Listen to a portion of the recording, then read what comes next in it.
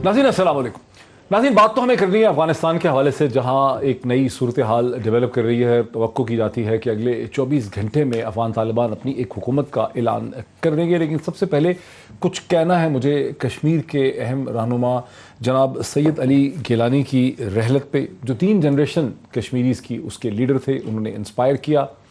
और जिस तरह से हिंदुस्तान की ऑक्यूपेशन फोर्सेस ने जिस तरह से उनकी रसूमात अदा की, उनकी दफन होने की रसूमात को जिस तरह से वैली में और श्रीनगर में कर्फ्यू लगा के अदा किया गया, वो ना सिर्फ ये कि बहुत ही बद तहजीबी थी, बहुत ही ज़ालिमाना इकदाम था, बल्कि ये भी शो करता है कि हिंदुस्तान की जो काबिज़ अफवाज हैं वो कितनी खौफज़दा हैं कि अगर कहीं पर भी चंद सौ कश्मीरी इकट्ठे होंगे तो फिर वहाँ पर जो नारे लगेंगे, जो सीन होंगे, जो सूरत हाल होगी, वो उनके कंट्रोल से बाहर हो जाएगी। और किस तरह से कश्मीरी मुसलमानों को एक जबर के ज़रिए जो बंद करके रखा गया। हम अफ़गानिस्तान की जब बात करते हैं, और अफ़गानिस्तान के मुकाबले में कहीं ज़्यादा एक इललेजिटिमेट अमेरिका की ऑक्यूपेशन से कहीं ज़्यादा ज़ालिमाना और इललेजिटिमेट ऑक्यूपेशन हिंदुस्तान की है मकबूजा कश्मीर में, और उसका अक्स और उसका जलवा जो है हमें कल रात को देखने में मिला।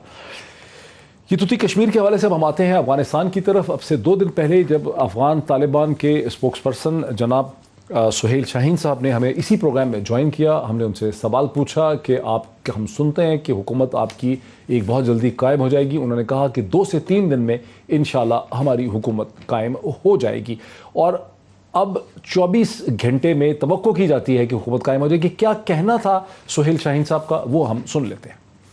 तवक्को कर रहे हैं कि 3-4 दिन में एक हुकूमत बन जाएगी? जी बिल्कुल, हम तवक्को कर रहे हैं। वो मुशावरत जो थे, मुशावरत कर रहे थे हमारे क़यादत, वो मुकम्मल हो चुके हैं मुशावरत। तो अभी तवक्को है कि बहुत जल्दी वो नई हुकूमत का ऐलान किया जाए।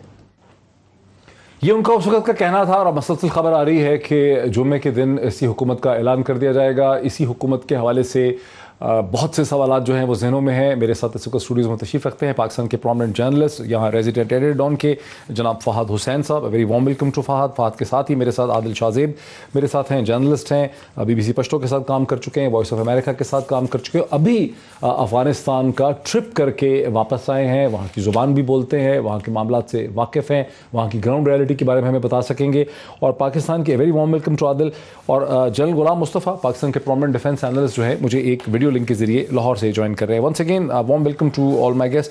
अगर मैं सबसे पहले जनरल साहब आपसे अगर मैं आगाज़ कर लूँ, जनरल साहब हमारे साथ प्रोग्राम में 2 दिन पहले पाकिस्तान के एक्स फॉरेन सेक्रेटरी एजाज़ अहमद चौधरी साहब भी तशरीफ़ रखते थे, और उसी प्रोग्राम में जहाँ सुहेल शाहीन साहब से हमारी बात हुई, और उनसे जो मैंने सवाल पूछा कि 3 सबसे बड़े चैलेंजेस क्या होंगे, उन्होंने कहा कि हुकूमत का बन जाना, अफ़गान तालिबान की कैसी हुकूमत बनेगी, उस हुकूमत को कोई कबूलियत मिल पाएगी, और क्या वो हुकूमत इफ़ेक्टिवली गवर्न कर सकेगी।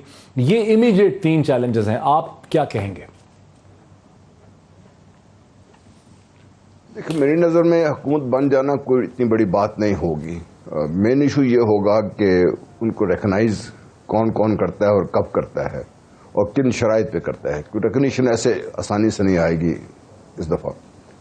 और दूसरा ये है कि चूंकि इंस्टीट्यूशन सारे ही अफगानिस्तान के तकरीबन तहलील हो चुके हुए हैं, उनको दोबारा अपने पाँव पे खड़ा करना, उनको आगे लेके चलना, जिसके लिए उनको बहुत ज़्यादा फाइनेंशियल्स की ज़रूरत है, ये मेरा ख्याल चैलेंजेस हैं उनके। और मेरा जो जहाँ तक मेरी इत्तलात हैं, वो इन चैलेंज को समझ रहे हैं, और उनका ख्याल ये है कि वो इन चैलेंज से निपट लेंगे, और इनके साथ जो पेरिफेरल इश्यूज़ हैं वो उनको इस वक्त सॉर्ट आउट कर रहे हैं, और हुकूमत साजी भी उनकी हो जाएगी। और हुकूमत साजी में कुछ उनको मेरे ख्याल यकीन दहानियाँ कराई गई हैं, और कुछ उनसे यकीन दहानियाँ ली गई हैं, और America is in contact with हम, जो मेरी इत्तलात ये हैं। और अमेरिका इस सिलसिले में उनसे कोई शराइत है। यकीन दहानियाँ जनरल किसने करवाई हैं? आप कहते हैं उनको यकीन दहानियाँ कराई गई हैं, किसने यकीन दहानियाँ करवाई हैं आप समझते हैं? देखिए जी, मैं अपना तजिया वो आपके सामने पेश करता हूँ। नंबर 1 तो यकीन दहानी मेरा ख्याल ईरान की तरफ से आई होगी उनके पास, क्योंकि ईरान का बहुत बड़ा स्टेक है अफगानिस्तान में।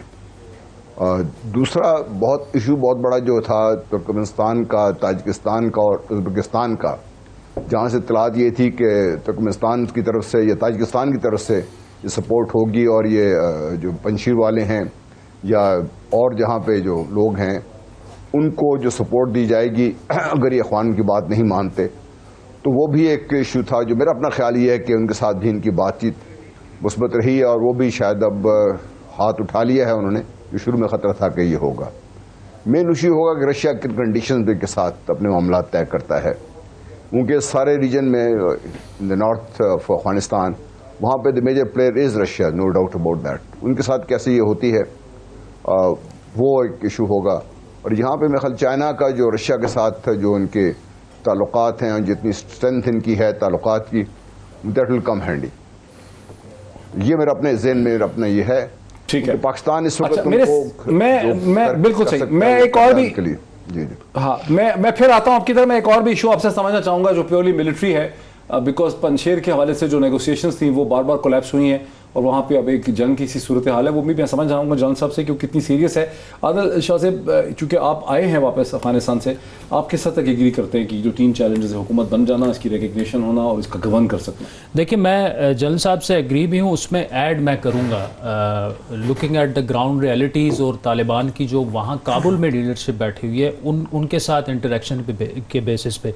एक तो ये कि हम जब इंटरनेशनल रिकग्निशन की बात करते हैं ना, एक चीज़ हम भूल रहे हैं, क्या तालिबान को डोमेस्टिक रिकग्निशन इस वक्त हासिल है? मेरा जवाब ये होगा नहीं है, क्योंकि वहाँ पे एक तो जो ग्राउंड रियलिटीज़ ये हैं कि लोगों ने अभी तक खुलकर उनको एक्सेप्ट नहीं किया।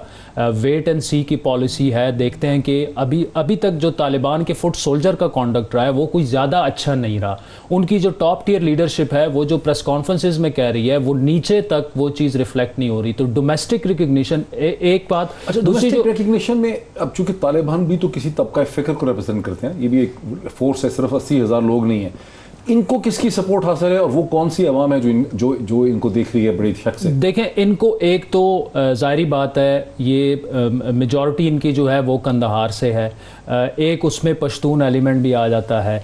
दूसरी बात ये है कि जो अशरफ गनी रजीम था, उनकी जो मैसिव करप्शन थी या मिस गवर्नेंस थी, एक वो तबका है जो उनसे नाला हो चुका था, जिन्होंने इनको फिलहाल तो वेलकम किया है। लेकिन आगे इनकी पॉलिसीज़ क्या होंगी, इनके फुट सोल्जर का कॉन्डक्ट। और मैं बार बार फुट सोल्जर का इसलिए कह रहा हूं कि लोग, मुझे लगा कि इनके फुट सोल्जर से तंग हैं। जो ऊपर की इनकी टॉप टियर लीडरशिप है वो चीजें नीचे रिफ्लेक्ट नहीं हो रही, उनका बिहेवियर उस तरह से नहीं है, डिस्कनेक्ट वो मुझे नजर आ रहे हैं। दूसरा जो एक ये मुझे लगा कि तालिबान का जो एक आइडियोलॉजी से प्रैग्मेटिज्म की तरफ का सफर है वो दरमियान में कहीं रुका हुआ है। क्योंकि अगर तालिबान का वो फुट सोल्जर जो कि 20 साल पहाड़ों में लड़ा है और वो जिस इस्लामिक रिवोल्यूशन के लिए लड़ा है, अगर वो होता हुआ नहीं देख रहा तो वो रेजिस्ट करेगा। और वही चीज़ हमें काबुल की सड़कों पर उनके फुट सोल्जर के रवैये से भी रिफ्लेक्ट होती नज़र आ रही है। तो दूसरा बड़ा चैलेंज तालिबान का ये है सिक्योरिटी सिचुएशन को संभालना, क्योंकि अगर इनका ये फुट सोल्जर डिफेक्ट कर जाता है दाइश की तरफ तो उनको यहां से बिल्कुल कर सकता है। क्योंकि अगर देखें ना, अगर वो ये कहते हैं कि जी आप तो वो इस्लाम लेके नहीं आए जिसके लिए हम लड़े थे, कहां है वो इस्लाम? देखिए, इनको जब दाइश स्ट्रेंथन हुई थी अफगानिस्तान में, ये वो वक्त था डॉक्टर साहब जब दोहा में इनके ऑफिसेस तालिबान के कायम हुए थे। और उस वक्त जिन्होंने डिफेक्शन किया था वो उनका मार्केटिंग स्ट्रेटजी बाकी तालिबान को अट्रैक्ट करने के लिए ये थी कि जनाब आप एयर कंडीशन कमरों में दोहा में बैठ के इनकलाब नहीं ला सकते, इनकलाब अब हम लाएंगे। क्योंकि वो क्या चाहते हैं, वो ये चाहते हैं कि जो बंदा चोरी करे उसको पकड़ें, उसको हाथ काटें। अब ये चीज़ जो है आपको इंटरनेशनल आइसोलेशन की तरफ भी लेके जाएगी, आपको इंटरनेशनल रिकग्निशन भी नहीं मिलेगी। तो ये चैलेंजेस तालिबान को डोमेस्टिक उस पर ये हैं, बिल्कुल हैं। और दूसरी जो अफगान सिविल सोसाइटी है ना, देखिए 1996 में जब अफगानिस्तान में तालिबान रूल कर रहे थे, उस वक्त का अफगानिस्तान और 2021 का अफगानिस्तान बहुत ज़्यादा उसमें फ़र्क आ चुका है। आज के अफगानिस्तान में मैंने काबुल जलालाबाद की सड़कों पे तालिबान को अब वहाँ की ख़वातीन को, नौजवानों को चैलेंज करते देखा है कि जी हमारा जो कौमी परचम है, मिली बैरग है, जी, उसे आप क्यों जो है वो धुतकार रहे हैं? तालिबान पीछे हट गए, उस पे तालिबान पीछे हट गए। फहद को भी ठीक है जी आ जाए। और एक आज जो हेरात में ख़वातीन ने मुजाहरा किया है कि जी इंक्लूसिव गवर्नमेंट है, ख़वातीन को उसमें हिस्सा दें। 1996 के अफगानिस्तान में ऐसा नहीं होता था। तो एक सिविल सोसाइटी उनकी बड़ी स्ट्रॉन्ग सामने आ चुकी है। से ज्यादा वहाँ लोग भी जी। सोसाइटी। फवाद साहब, ये बड़ी इंटरेस्टिंग उन्होंने बात की कि दाइश को भी लोग ज्वाइन कर सकते हैं, तो इसका मतलब है कि जो दाइश का डिज़ाइन जिस फोर्स ने बनाया है उसने ये सोच के बनाया है कि तालिबान अगर मॉडरेट होना चाहें या मॉडर्न होना चाहें तो उनके रैंक एंड फाइल हाईजैक होकर दूसरी तरफ फॉल कर सकते हैं। यानी ऊपर से उनकी लीडरशिप प्रैग्मेटिज्म दिखा रही है दुनिया को एक्सेप्ट होने के लिए, लेकिन ज़्यादा प्रैग्मेटिक होंगे तो रैंक एंड फाइल उनको बेटरे करके दाइश में जा सकती। तो दाइश एक बड़ा इंटरेस्टिंग डिज़ाइन होगा, ये यानी इंटरेस्टिंग भी और खौफनाक भी। लेकिन अभी शुरू में आपने डॉक्टर साहब बात की सईद अली गिलानी साहब की, तो अगर आप मुझे इजाज़त दें तो मैं छोटा सा एनेक्डोट आपको सुनाऊं। 2004 में जनरल मुशर्रफ की गवर्नमेंट थी और वो इंडिया के दौरे पे गए थे, आपको याद हो क्रिकेट डिप्लोमेसी हो रही थी। अच्छा, वो दिल्ली में मैं भी गया था, तो वहाँ अब एक होटल में जिस तरह होता है ठहरे हुए थे सारे, तो हमारे एक वहाँ पे लोग जानने वाले थे वहीं के, उन्होंने कहा जी आपने गिलानी साहब को मिलना है। मैंने कहा जी मैं इधर आया हूँ, बिल्कुल मिलना है, यानी 2004 का टाइम था। वो कहते हैं जी हमें खामोशी से निकलना है, आप ऐसे नहीं जा सकते। वो खामोशी से मुझे होटल लेके निकले, दिल्ली में रिक्शे में बिठाया। रिक्शे में हम सफ़र करते हुए दिल्ली की गलियों से किसी एक जगह पे पहुँचे जहाँ पे इनका कोई घर था, वहाँ पे वो हमें अंदर लेके गए बड़ी खामोशी से। तो वहाँ पे गिलानी साहब मौजूद थे और नीचे वो फर्शी नशिस्त थी, गाँव तकिए थे और कालीन था, और वहाँ पे बैठ के उन्होंने फिर घंटा एक लगाया, बड़ी खातिर मदारत की कश्मीर के बारे में, ऐसी उस तरह की इंसाइट्स थी जो कभी सोचा भी नहीं था मैंने। So he was a wonderful person that way. मेरा पर्सनल है और बहुत बड़ा लॉस है कश्मीर के लिए, तो मैंने कहा आपने जिक्र किया तो मैं भी साथ उसके। बड़ा अच्छा किया कि आपने ये बताया कि कैसी शख्सियत, बहुत, यानी कि देखे ना कितना बड़ा इंटर जनरेशनल जो एक कनेक्ट है कश्मीर कॉज का, वो यही थे ना, और बिलीफ था टिल एंड, उनका एक बिलीफ था, कन्विक्शन। पाकिस्तान में भी लोग आए और चले गए, वहां भी आए चले गए, दिल्ली में भी लोग आए चले गए, एक कोई कांस्टेंट अगर रहा है तो वो ये थे, you know, he was the institutional memory एक तरीके की। बहरहाल बहुत बड़ा लॉस है उसके लिए। डॉक्टर साहब, ये दाइश वाला मामला जो है ना, ये आदिल हो के आए, जाहिर बात है इनसे बेहतर कौन जानता है। बड़ी इंटरेस्टिंग बात आदिल, लेकिन ये जितनी इंटरेस्टिंग है उससे ज्यादा खतरनाक भी है, क्योंकि ये बात इनकी दुरुस्त है कि तालिबान 2.0 जो है उसकी प्रैग्मेटिज्म जो है वो तालिबान 1.0 से कहीं ज्यादा है, कम से कम जो क़यादत है। लेकिन ये कोई एक मुनज़्ज़म फोर्स तो नहीं है उस तरीके से जिस तरीके से यानी एक मॉडर्न आर्मीज होती हैं। तो रैंक एंड फाइल में वो उस तरह का डिस्कनेक्ट, खास तौर पे उस नजरिए पे जिसकी बुनियाद पे ये 20 साल से जंग लड़ रहे थे। लेकिन रेगुलर आर्मी के सोल्जर्स के ऊपर भी प्रेशर पड़ता है जब उनको जो आइडियोलॉजी में आपने रेज किया होता है उस आइडियोलॉजी से पीछे हटते हैं। तो तालिबान तो आर्मी है नहीं, सही कह रहे। तो देखिए ये वही चीज़ है। और दूसरा ये कि अगर तालिबान जो है उनकी जो लीडरशिप है, अगर वो थोड़ा सा इस साइड पे मूव करती है सेंट्रिस्ट पोजीशन पे, प्रैग्मेटिज्म की वजह से और गवर्नमेंट फॉर्मेशन और गवर्नेंस की जो रिक्वायरमेंट्स हैं उसकी वजह से, और उनके रैंक एंड फाइल को लगता है कि ये तो वो नजरिया नहीं है जिसकी बुनियाद पे 20 साल हमने लड़ा है, तो उनके पास एक ऑल्टरनेटिव है दाइश का, और उस दाइश ने अपनी जो कुव्वत है उसका मुजाहरा उस दिन एयरपोर्ट पे कर दिया है। तो मेरे ख्याल में जितना ये अफगानिस्तान के लिए मसला बन सकता है उतना ही हमारे लिए भी है। ये दाइश किसके इंटरेस्ट में खेल रही? अब ये तो मुझे नहीं पता, कंस्पिरेसी थ्योरीज तो बहुत हो सकती हैं, लेकिन फैक्ट इज हामिद करज़ाई साहब की स्टेटमेंट तो आपको याद है। देखिए मोस्ट रेडिकल एलिमेंट तो इस टाइम दाइश का ही है ना, जो रेडिकल एक्सट्रीमिज्म है। टीटीपी के कई लोग हैं, वो कौन साहब थे जो पहले यहाँ पे तर्जुमान थे और वो दाइश में जाके ज्वाइन कर लिया उन्होंने। तो दाइश एक एक्सट्रीम रेडिकलिज्म के लिए एक ऑप्शन बना हुआ है, उसको अफगानिस्तान की सरजमीन मिली हुई है, वहां से अमेरिका का सेंट्रल कंट्रोल हट चुका है और तालिबान का उस तरीके से कंट्रोल अभी तो नहीं है। ये बड़ी इंटरेस्टिंग, अभी वापस अगर जल साहब, ये तो फिर अगर इसको हम ये अस्यूम करें कि दाइश जाहिर है एक लैब क्रिएटेड स्क्रिप्ट है, जिन्होंने इसको स्क्रिप्ट को लिखा है, बनाया है, उन्होंने बहुत सोच समझ के दाइश को प्लेस किया अफगानिस्तान में, क्योंकि अगर तालिबान ज़्यादा प्रैग्मेटिक, मॉडर्न और एक्सेप्टेबल बनने की कोशिश करते हैं तो उनका रैंक एंड फाइल जिस आइडियोलॉजी में बिलीव करता है वो तो फिर दाइश उसको रिप्रेजेंट करती। देखिए इसमें थोड़ी सी मैं एडिशन अगर कर दूं, देखिए जो कह रहे थे ना आदिल कि भाई अफगान तालिबान की हम जब बात करते हैं तो वो एलिमेंट्स जो मुस्तफीज़ होते रहे हैं पिछले दौर हुकूमतों में 20 साल में, वो भी, और मत बोलिए कि फौज थी इनकी 3 लाख की, वो मेल्ट तो हो गई है, लेकिन वो गए कहाँ पर हैं? एनडीएस के लोग थे और जो लोग जिनको बाकायदा रिक्रूट करके ट्रेनिंग दी गई थी वो लोग भी हैं जो इस वक्त फिलहाल तो चुप हैं, लेकिन वो भी सर उठाएंगे। अच्छा, दाइश के बारे में एक और इंटरेस्टिंग मेरी ऑब्जर्वेशन है, आई डोंट नो कनेक्ट कर सकते हैं आप डॉट्स के नहीं, ये करना चाहते हैं कि नहीं, कि ये इराक में पैदा होती है, इसे स्प्लिंटर कहती जाती है अलकायदा से, फिर अमेरिका पहुंचता है, उस वक्त अमेरिका टोटल कंट्रोल था इराक पे, और दाइश ना सिर्फ ये उसकी अपनी एक टेरिटरी थी, वो बाकायदा ट्रेड कर रहा था ऑयल पे दुनिया के साथ। फिर अमेरिका पहुंचता है सीरिया में, तो वहाँ पर दाइश का एक जो हिस्सा था नसर फ्रंट के तौर पे वो सामने आ जाता है वहाँ पे। अब अमेरिका यहाँ आया हुआ था और ये 2013-14 में जनरल राइज शरीफ जब गए हैं अमेरिका और वहाँ पे जब पहली दफ़ा वो गए हैं तो एक विजिट के एक उनकी स्टेटमेंट आई जो किसी ने ज़्यादा यहाँ पे नोटिस नहीं की। इफ यू रिकॉल उन्होंने कहा था कि हम दाइश को इस खत्े में नहीं आने देंगे। दैट वाज व्हेन हमारे यहाँ मीडिया उठा कभी दाइश है क्या चीज़। तो जहाँ अमेरिका पहुँचता है या तो दाइश मौजूद होती है यहाँ पे आके बैठ जाती है इसमें। नंबर 1। नंबर 2, तालिबान को तो कुछ सपोर्ट्स हासिल थी बहुत ज़्यादा तरफ से।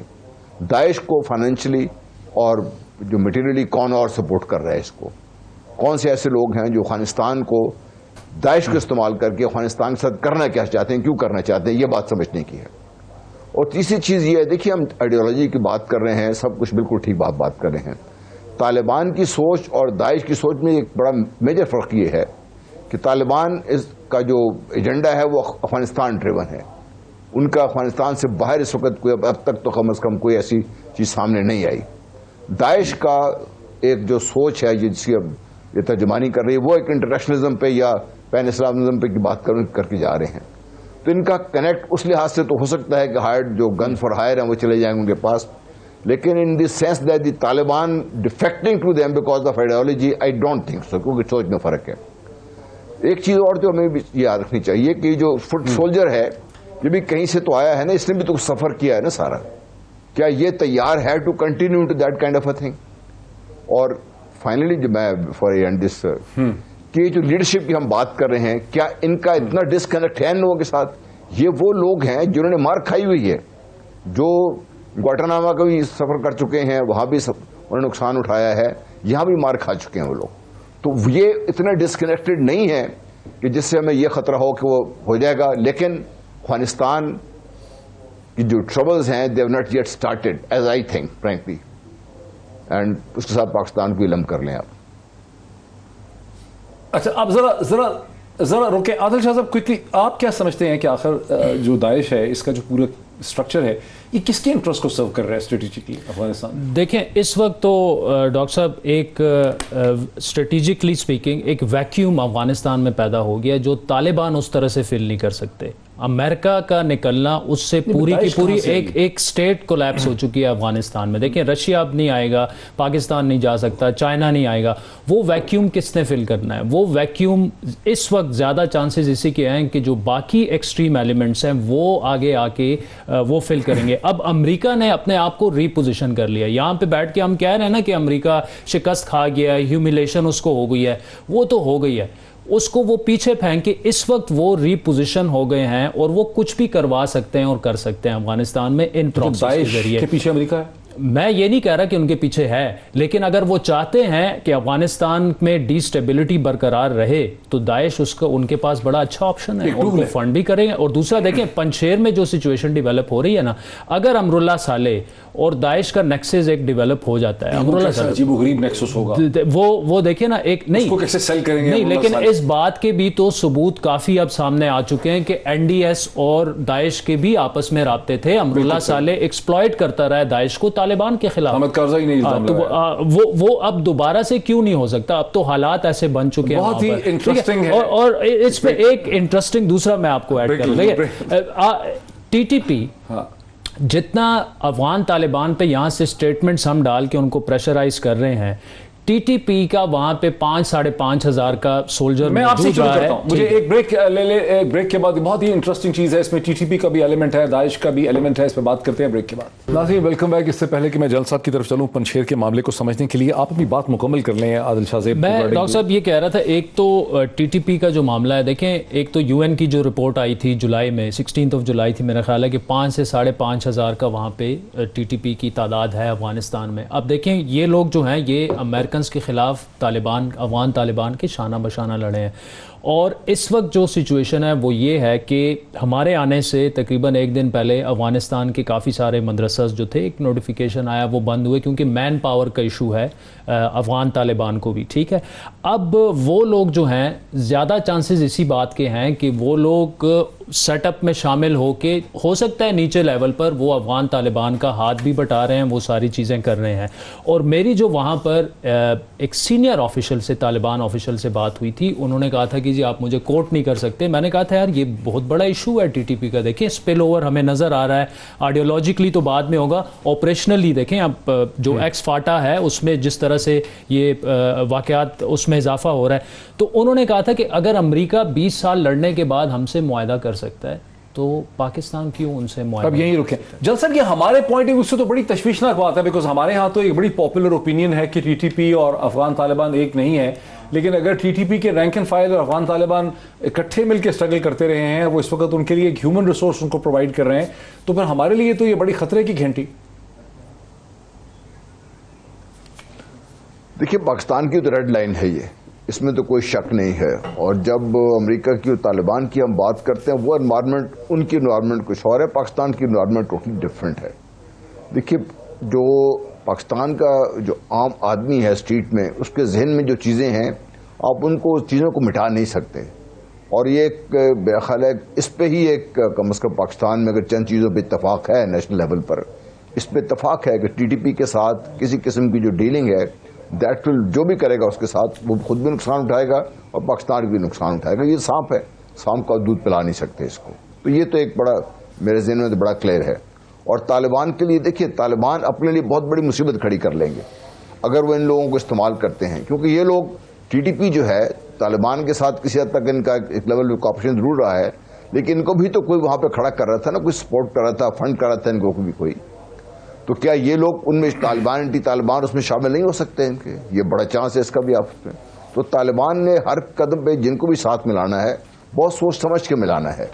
और देखिए, आप शायद आदिल थोड़ा हिचकिचा रहे हों, मुझे इसमें कोई शक नहीं है, frankly speaking, maybe I am very very subjective, लेकिन मुझे इसमें कोई शक नहीं है कि अमेरिकन लेड वेस्टर्न वर्ल्ड इस वक्त तो स्टेट ऑफ शॉक में है।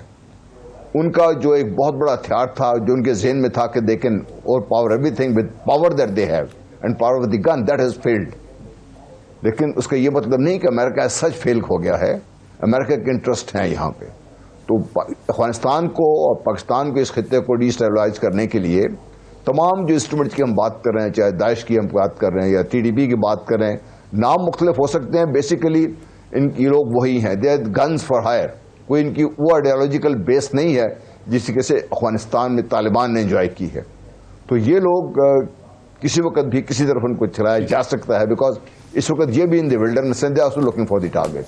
तो मेरे लिए पाकिस्तान के लिए खतरा तो है और पाकिस्तान के लिए रेड लाइन। अच्छा, अब मेरे क्वेश्चन तो मिलिट्री नेचर का था, मिलिट्री नेचर का क्वेश्चन था, लेकिन बारी आ गई फहद हुसैन साहब की इस मुश्किल सवाल के साथ। अगर वेस्ट इतना इंजर्ड है और स्ट्रेटेजिकली रीपोजिशन कर रहा है, तो पंशेर में जो अहमद मसूद हथियार नहीं डाल रहा और नेगोशिएशन नहीं हो पा रही, और तालिबान ने कोशिश भी की है कि कोई हल निकला है और कई दफ़ा 2 दफ़ा प्रोसेस टूट गया है, फिर जंग शुरू हो गई, इसके पीछे क्या वेस्टर्न स्ट्रेटेजिक इंटरेस्ट खड़ा हो जाएगा पंशेर के पीछे? देखिए, यानी कुछ हद तक तो हो सकता है, लेकिन मेरे ख्याल में जो लार्जर स्ट्रेटेजिक व्यू है डॉक्टर साहब, उसमें it doesn't make sense.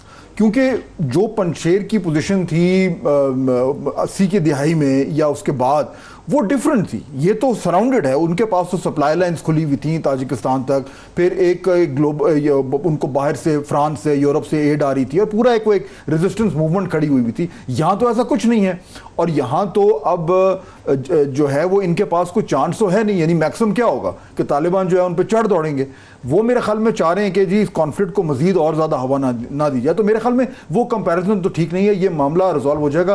Panjshir वाले लोग कैसे होगा? देखिए, लगता ये है कि सरेंडर करेंगे। वो बेसिकली एक अपनी अच्छी निगोशिएशंस कर रहे हैं कि हमें क्या मिलेगा इस सिस्टम में, तो वो निगोशिएट कर रहे हैं। अगर वो निगोशिएशन कामयाब हो गई, उनको कोई अच्छी चीज मिल गई, तो खत्म हो जाएगा। ये एक न्यूक्लियस है रेजिस्टेंस का जो कंटिन्यू कर सकता है with external help.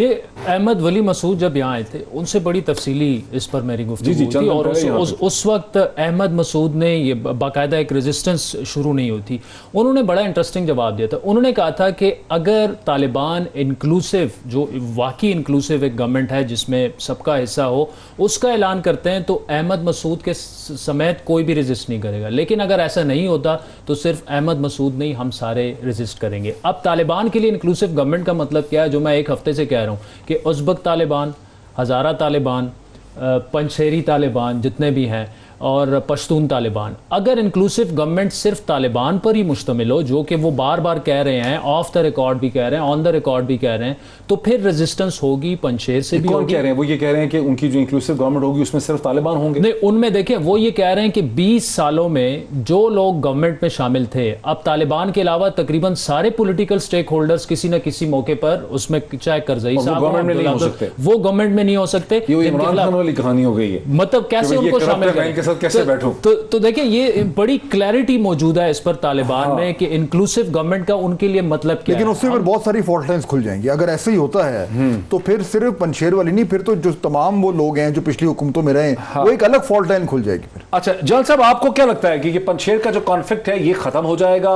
Taliban over power कर लेंगे, सरेंडर हो जाएगा अगले 48 घंटों में, या ये अब एक लंबी कहानी शुरू होगी? देखिए भी जो फहद बात कर रहे थे ना, मैं समझता हूं कि वो that is close to reality. एक चीज हमें भूल जाते हैं जब हम पंशेर की बात करते हैं, जो लास्ट टाइम जो रेजिस्टेंस था, Panjshir itself wasn't the base Badakhshan थी। बदख्शां में ऑलरेडी तालिबान बड़ी मजबूती से वहां पे मौजूद हैं।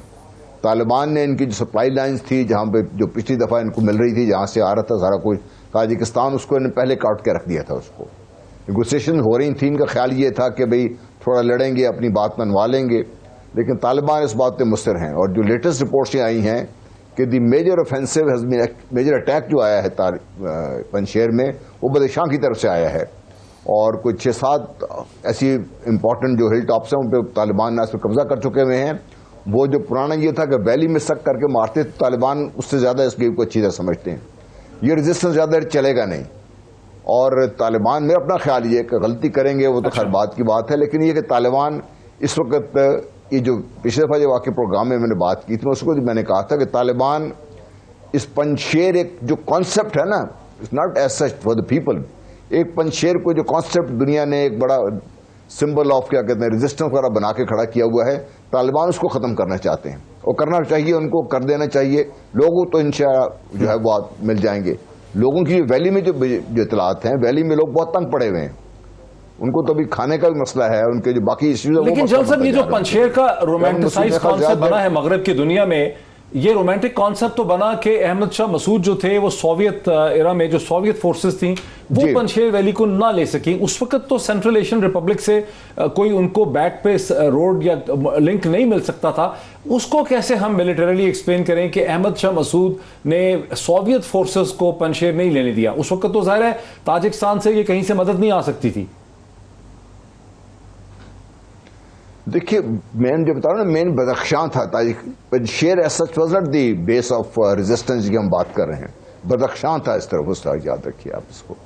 तो जब बदख्शां का जोग्राफिया देखते हैं तो इट्स नॉट ओनली ताजिकिस्तान की हम बात कर रहे हैं, उज्बेकिस्तान भी है बीच में से। और मत भूलिए कि इनमें से कम ताजिकिस्तान की हद तक उस वक्त रूस के साथ इनके ताल्लुकात, ये सोवियत यूनियन के साथ इनके ताल्लुकात इतने ज़्यादा अच्छे नहीं थे। देवर अंडर द हैंड। बेखल इनका भी सबसे बड़ा वो जो था वो रेजिस्टेंस में शामिल थे किसी न किसी तरीके से। तो ताजिक्स का दूसरे इलाकों में और इस इलाके में या उज़्बेक्स का, तो मैं समझता हूं कि अब जो उनके लिए जो भी आ रहा है सारा कुछ है, अब वो पंशेर वैली में बाइट सेल्फ वैली लॉन्ग है, नैरो है, ये उसमें महदूद होकर रह गए हैं और उसको मैं ख्याल रिड्यूस कर इतना प्रॉब्लम नहीं बनेगा इनके लिए।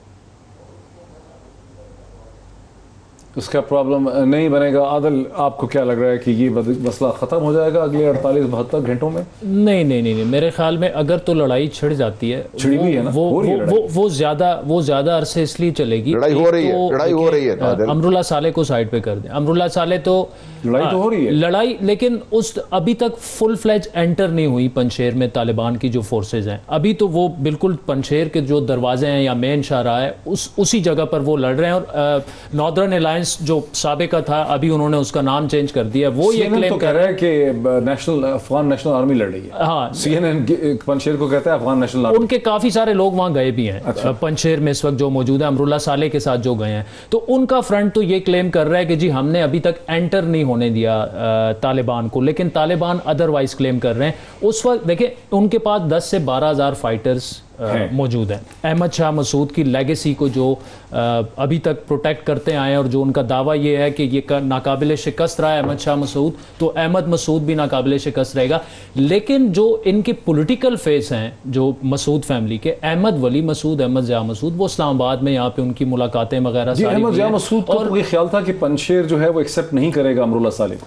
मुझे उन्होंने कहा उसकी एक वजह ना, देखिए अमरुल्लाह साले ने वहां से कितने वोट लिए थे जब वो इलेक्शन में खड़े थे, बड़े कम वोट लिए थे। अभी तक उनको ताना दिया जाता है अफगानिस्तान में भी, तो उनकी उतनी पॉपुलैरिटी नहीं है। देखिए अमरुल्लाह साले को वेस्टर्न मीडिया जो है वो चूंकि एक वाइस प्रेसिडेंट रहा है, एक वो एंटी पाकिस्तान भी उसमें जो उसकी स्पीचेस हैं या वो जो बार बार कह रहा है उसको प्रोजेक्शन दे रहा है। असल में जो जिसने रेजिस्ट करना है या ये डिसाइड करना है कि नहीं रेजिस्ट करना, वो मसूद फैमिली है, अहमद मसूद है। और उन दोनों से यहाँ पे अहमद ज़िया मसूद, अहमद वली मसूद से जो हमारी बातें हुई हैं वो बड़ी रीजनेबल बात कर रहे हैं कि यार बात जो है वो इंक्लूसिव गवर्नमेंट की आप कर रहे हैं, वो नेगोशिएशन के लिए वो नेगोशिएशन के लिए भी तैयार हैं। और इसमें डॉक्टर साहब जो अहम मामला है वो ये है कि उमर जाखिल वाल साहब, उनसे मेरी बड़ी एक्स एम्बेसडर, वो इसमें जो है वो सालसी का किरदार अदा कर रहे हैं और वो अभी भी ये समझते हैं कि ये बात लड़ाई की तरफ नहीं जाएगी। और ये यानी वो जो बात कह रहे हैं कि ये नेगोशिएशन की तरफ बात जो है वो जाएगी। ब्रेक लेते हैं, ब्रेक के बाद फिर देखते हैं कि अब आगे कल हम तवक्को क्या करते हैं इस अफगान हुकूमत से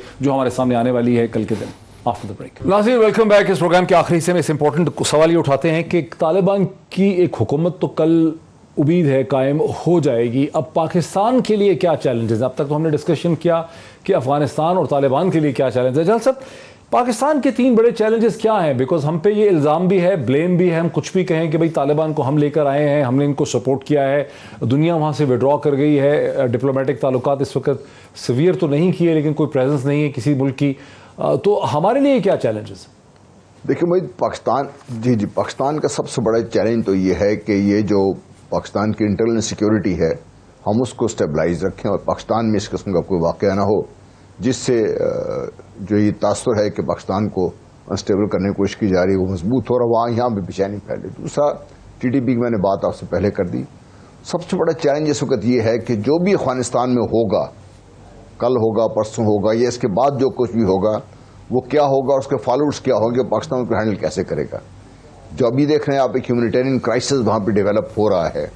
उनके पास पैसा नहीं है, उनके पास खाने की मसला बनेगा, उनके लिए दवाइयाँ चाहिए, उनको ट्रीटमेंट चाहिए। ये इमीडिएट जो ह्यूमन कंसर्न है, ह्यूमन उसके जो वो पाकिस्तान के लिए बहुत सीरियस एक मसला बनेगा। क्या पाकिस्तान इतनी ज़्यादा सपोर्ट गार्नर कर सकता है कि इस ह्यूमन क्राइसिस को डेवलप ना होने दे, ये ह्यूमन ट्रेजेडी ना बन जाए कि इसको, क्योंकि वो अगर होती है तो फिर पाकिस्तान में इन्फ्लक्स रेफ्यूजीज का आप रोक ही नहीं सकेंगे। फिर आप उसको फिर जितनी बाढ़ मर्जी लगा लें, लोग इस बाढ़ के पार भी आ जाएंगे इससे, क्योंकि भूख से तो कोई चीज़। तो पाकिस्तान की इमीडिएट चैलेंज तो ये है।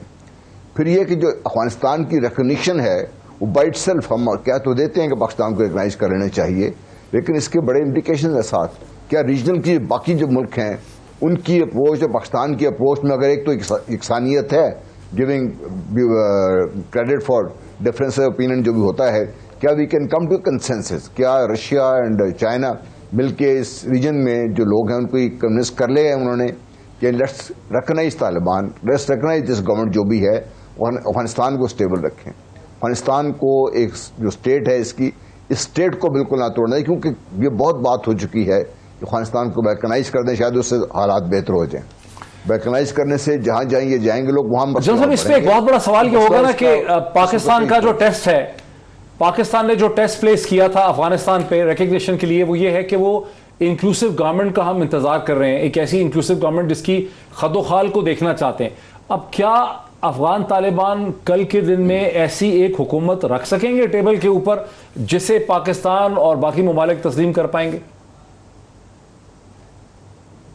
देख डॉक्टर साहब, जो बात कहने की है और एक्चुअली जो ऑन ग्राउंड में जो बात होगी उसमें बड़ा फर्क होता है। तालिबान की तरफ से ये जवाब आया था जब उनको कहा गया था कि उन्होंने कहा जी कि ठीक है हम कर लेंगे, आप क्या इमरान खान साहब नवाज शरीफ को और अजहरदारी को साथ बिठा लेंगे, तो उनके अपने तरीकाकार है इसका लुक करने, चीज़ों को देखने का। और मेरा नहीं ख्याल कि वो जो इंक्लूसिवनेस की हम जो बात कर रहे हैं, जो एक वाइड सेंस से बात कर रहे हैं, वो तो वो देंगे कि आम भी लोग आ रहे हैं, बीच में लेडीज भी आ रही हैं, सारा कुछ आ रहे हैं, लेकिन जो ख्याल है ना दुनिया का कि जो उनके एलिमेंट्स ओपोनेंट्स है, शदीद पॉलिटिकल ओपोनेंट्स रहे हैं, जिनको बैटल फील्ड में जिन्होंने उसको अपोज किया है, उनको वो शामिल नहीं करेंगे। ठीक है, अच्छा मेरे साथ है ये। वैसे वफाद, मैं आपको याद कराऊं कि 2 दिन पहले जब सुहेल शाहीन साहब से मैंने सवाल पूछा कि क्या आपकी इस इंक्लूसिव हुकूमत में ख़वातीन भी होंगी, तो उन्होंने कहा कि ख़वातीन हुकूमत में भी हैं, फ़ौज में भी हैं। उन्होंने आगे से ये जवाब दिया। इसका मतलब है कि जो शूरा ये कैबिनेट बननी है, इसमें ख़वातीन नहीं वो तवक्को कर रहे। क्या ऐसी हुकूमत के रख सकेंगे टेबल पर दुनिया के सामने, जैसे कम अज़ कम पाकिस्तान एक कॉज बना सके कि हम एक्सेप्ट करते हैं, चीन एक्सेप्ट कर सकता हो? देखिए बड़ा मुश्किल हो जाएगा। आप इनको कम से कम एक बेयर मिनिमम सेम्बलेंस देनी है कि भाई ये इंक्लूसिव गवर्नमेंट है, बेयर मिनिमम देनी है। और वो बेयर मिनिमम वो नहीं है जो भी आदिल बात कर रहे थे कि आपने जो मुख्तलिफ एथनिसिटीज़ के अपने ही तालिबान रख के कहा कि जी हमने वो कर लिया, रिप्रेजेंटेटिव गवर्नमेंट कर लिया। ऐसा नहीं होगा, और अगर इन्होंने किया तो फिर इनके लिए बड़ा मुश्किल होगा और हमारे लिए भी मुश्किल होगा। ये हमारी पॉलिसी ठीक है कि हम जो है वो पहले इनको रिकग्नाइज नहीं करें, लेकिन अगर हम भी नहीं करेंगे तो कौन करेगा? पर देखें ना, ये तो बहुत बड़ा चैलेंज है, इशू है उनके लिए। ये तो तालिबान अब वही है ना कि 2.0 तालिबान मुख्तलिफ है भाई। अगर वो ये काम भी नहीं कर रहे तो फिर वो मुख्तलिफ कैसे हैं? और उसके लिए उस गवर्नमेंट का सर्वाइव करना, जहां पे अभी हम जिक्र कर रहे हैं कितने फॉल्ट लाइंस हैं, उसमें अगर उसको रिकग्निशन भी नहीं मिल रही और पैसा भी नहीं मिल रहा और कोई असिस्टेंस भी नहीं मिल रही तो कैसे survive? Last time Pakistan, Saudi Arabia और यूएई ने 1996-97 में एक्सेप्ट कर लिया था और किसी ने नहीं किया था। हालांकि अमेरिकी कोशिश करते रहे, कर नहीं सके। अब क्या होगा बताओ? तो पाकिस्तान भी बड़ा कॉशियस और केयरफुल है। अगर पाकिस्तान भी नहीं करेगा तो फिर चीन भी नहीं करेगा और फिर रशिया भी नहीं करेगा। तो ये तो एक देखिए डॉक्टर साहब, इसमें ये है कि हमें अपना कुछ मिनिमम तय कर लेना चाहिए, कुछ रेड लाइंस तय कर लेनी चाहिए तालिबान के साथ कि जी अगर आप ये करेंगे तो हम आपको सबसे पहले रिकग्नाइज करने के लिए तैयार हैं। उसमें टीटीपी वाला मामला जो है, ये बड़ा इंपॉर्टेंट है। इंक्लूसिव गवर्नमेंट, क्योंकि इसमें ऐसे लोग शामिल हैं जो कि थ्रू आउट प्रो पाकिस्तान रहे हैं, पाकिस्तानी इंटरेस्ट का उन्होंने ख्याल रखा है। इन 20 सालों में जो अशरफ गनी और हामिद करजई के साथ शामिल हैं, तो हम तो उन सारे लोगों को अबेंडन नहीं कर सकते ना सिर्फ तालिबान के लिए। वो कौन हो सकते हैं? अब्दुल्ला जैसे अब्दुल्ला हो सकते हैं, उमर जाखिलवाल हो सकते हैं। करजई साहब को ऐसा कि सिंबॉलिक सा वो दे दें, क्योंकि देखिए इस वक्त वो सारे खामोश हैं। वो ना इनकी हिमायत खुल के कर रहे हैं, ना इनकी मुखालफत कर रहे हैं। वो वेट और सी वाली पॉलिसी है कि जैसे ही ये गवर्नमेंट अनाउंस होती है उसके बाद हमें क्यों नहीं छोड़ा अफगानिस्तान? वो वहां से क्यों नहीं निकल गए? देखिए, एक तो वो ये था कि उन्होंने पहले से ये कहा हुआ था कि जी मैं नहीं जाऊंगा। दूसरा, इस वक्त अगर पॉपुलैरिटी के लिहाज से देखें तो पॉलिटिकल फिगर्स में हामिद करजई को बड़ी रिस्पेक्ट वहाँ पे दी जा रही है, और अशरफ गनी से वहाँ पे मैं नफ़रत का वर्ड मुझे यूज़ करने दीजिए। उसकी एक बड़ी वजह यह है कि आप अपने मुल्क से भाग गए, आपने अबेंडन कर लिया, बिट्रेयल उनको कर लिया, तो उससे एक मोराल भी काफ़ी बूस्टअप मिला है। चाहे वो हामिद करजई हो, चाहे वो अब्दुल्ला हो, जाखिलवाल साहब बाहर थे और वो वापस आ गए हैं इस वक्त। देखिए, ये सारे वो लोग थे जिन्होंने बड़ा हार्श स्टांस लिया था अगेंस्ट द तालिबान इन 20 सालों में, वो वापस आ गए। तो इसका अच्छा, मैं एक इसमें चीज ऐड करना चाहूँगा। ये इन्हें उम्मीद है, लेकिन देखें हम यहाँ बैठ के तो हम टीवी पे तबसरे करते रहे ना कि इनसे मुलाकातें हो रही हैं तालिबान इंक्लूसिव गवर्नमेंट में। इन तीनों के सोर्सेज से भी और ख़ुद भी मेरी बात हुई है, कोई बात इस पे नहीं हुई कि इंक्लूसिव गवर्नमेंट में जो है इनको शामिल किया जाएगा। सिर्फ उनको ये यकीन दिलाने के लिए मुलाकातें हुई हैं कि यू आर सेफ। करज़ई को इंक्लूसिव गवर्नमेंट में लाना मुश्किल भी तो होगा ना उनके लिए। तो वही देखें, वही आइडियोलॉजी और प्रैग्मेटिज्म की बात आ जाती है ना कि उन तालिबान मानेंगे नहीं। तालिबान के अपने रैंक्स में, रैंक एंड फाइल में ये होगा कि हम तो इन लोगों के खिलाफ लड़े हैं। तो ये एक चैलेंज है तालिबान के लिए। लेकिन हमारे लिए, चूंकि हम पाकिस्तान की बात कर रहे हैं, आई थिंक हमें दुनिया को एक चीज बड़ी क्लियरली बता देनी चाहिए कि तालिबान हमारी सुनते तो हैं लेकिन वो करते हैं, बताने की कोशिश करते हैं। जब ये तो बड़ी कैच 22 किस्म की सिचुएशन है ना कि पाकिस्तान, अब सऊदी अरब और यूएई तो है ही नहीं पिक्चर में। अब तो पाकिस्तान है या फिर ईरान है या फिर रशिया है या फिर चीन है। तो अगर ऐसी सिचुएशन भी नहीं पैदा हो रही कि पाकिस्तान अब सबसे पहला हो भी नहीं सकता, कोई कंजोर्शियम ऑफ कंट्रीज ही हो सकता है जो रिकग्नाइज करे, तो पहली तो सिचुएशन ये है कि एक्सेप्ट कौन करेगा। मेरे क्वेश्चन तो आपने सुन लिया। देखिए, मेरे ख्याल में सबसे बड़ा इशू यही है कि ये रिकग्निशन नहीं आएगी जब तक उस तरह की गवर्नमेंट नहीं आती जो एक बेयर मिनिमम है। अब ये गवर्नमेंट, उस गवर्नमेंट में औरतें होनी चाहिए, उसके बगैर कैसे हो सकता है? डॉक्टर साहब, वेस्ट के लिए सबसे बड़ा इशू जो बार बार वो कहते आ रहे हैं कि भाई वेमेन का जो ट्रीटमेंट है और जो गर्ल्स एजुकेशन है और ह्यूमन राइट्स है, ये इंपॉर्टेंट इशूज है, हमारे लिए भी इंपॉर्टेंट है। तो ये नहीं करना पड़ेगा। अभी गवर्नमेंट जो आज या कल या परसों जब भी अनाउंस होगी, मेरे ख्याल में उसके बाद क्लियर हो जाएगा कि तालिबान किस हद तक प्रैग्मेटिज्म टेररिज्म की तरफ जा रहे हैं या जा सकते हैं, या जा सकते हैं, और अगर नहीं जाते तो फिर उसके कॉन्सिक्वेंसेस क्या होंगे। अच्छा डॉक्टर साहब एक चीज ऐड करूं, थोड़ा सा देखिए, मुझे अगर इजाजत information देना, भी है उसमें, वो ये कि जब काबुल में जी तालिबान जल साहब आपकी आवाज कट गई थी पहले, जरा क्विकली कमेंट कीजिए, वक्त बड़ा कम है, जल्दी जल्दी। जी जी, देखिए ये जो इस वक्त अफगानिस्तान की रिकग्निशन है, this be I think driven by the Chinese, the way they are involve already, जो उनकी इन्वेस्टमेंट वहां पे है, जो उनके फ्यूचर प्लान्स हैं, और नॉट पाकिस्तान बट चाइनीज। हमें ये नहीं भूलना चाहिए कि बहुत बड़ा प्लेयर जो अफगानिस्तान में रहा है भारत, भारत को भी हमें याद रखना चाहिए कि भारत ने रिकग्नाइज तालिबान, जिस शेप में भी ये गवर्नमेंट बनेगी उसमें, तो पाकिस्तान के लिए शायद रिकग्नाइज करने के जो स्टेज आएगी पाकिस्तान के लिए इतनी मुश्किल शायद ना रहे उस वक्त। मेरी सोच है यह होगा। नहीं, आप ये समझते हैं कि भारत, हिंदुस्तान जो है वो तालिबान की हुकूमत को रिकग्नाइज करने वाले पहले मुल्कों में होगा? नहीं ओ होगा? यस, जी मैं समझता हूं, हो सकता है मैं गलत हूं, लेकिन देखिए उन्होंने अपने आप को, they want back in Afghanistan, क्या तरीका है उनके पास आने के लिए?